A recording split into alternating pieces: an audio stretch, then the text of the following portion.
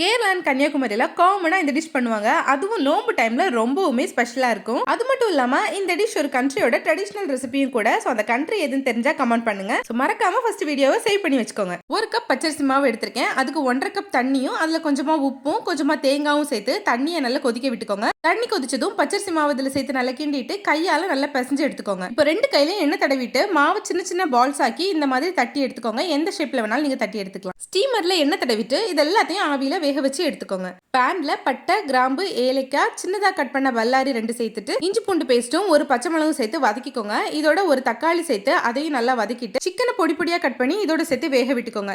Chicken பாதி வெந்ததும் இதோட மஞ்சள் தூள், மிளகாய் தூள், மல்லித்தூள், பெருஞ்சீரகத்தூள், கரம் மசாலா, உப்பு, கொஞ்சமா சிக்கன் மசாலாவும் சேர்த்துக்கோங்க. மசாலாவோட ரேஷியோஸ்லாம் டிஸ்கிரிப்ஷன்ல கொடுக்குறேன். மசாலாவோட பச்சை வாசனை போனதும் 1.5 டம்ளர் அளவு தண்ணி சேர்த்து நல்லா மிக்ஸ் பண்ணிட்டு லிட் போட்டு வேக விட்டுக்கோங்க.